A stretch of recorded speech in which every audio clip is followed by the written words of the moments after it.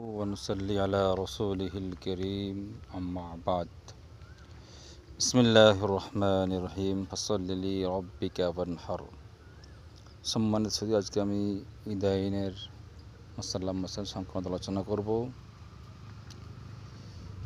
বলা হচ্ছে ঈদাইন কি নামাজ ওয়াজিব है। ঈদের নামাজ ওয়াজিব मगर सब पर नहीं, साबर पर नहीं, बल्कि उन्हें पर जिन पर जुमा वाजिब है और उसकी अदायगी वही शर्त हैं जो जुमा के लिए हैं। सिर्फ इतना फ़र्क है कि जुमा में खुतबा शर्त है और ঈদাইন में सुन्नत।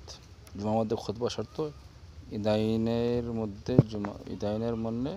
মধ্যে खुतबा হচ্ছে सुन्नत। अगर जुमा में खुतबा ना पढ़ा हो तो जुमा ना हुआ और उसमें ना पढ़ा तो नमाज हो गई मगर बुरा किया। अर्थात जुमार समय खुतबा पढ़ा सकते, কিন্তু সময় নামাজ সময় ঈদের নামাজে খুতবা না পড়লে চলবে, কিন্তু ঈদের না পড়া ঠিক হবে না, খারাপ হবে।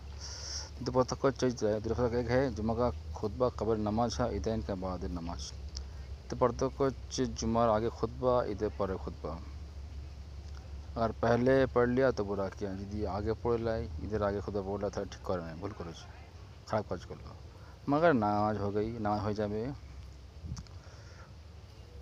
लौटाई नहीं जाएगी और पुनराय पढ़ा दरकार नहीं, और खुतबा का भी यादा नहीं है और खुतबा पुनराय पढ़ा হবে না। और ঈদাইন में ना आदान है ना इकामत, ঈদাইনের মধ্যে না আযান আছে আর না ইকামত।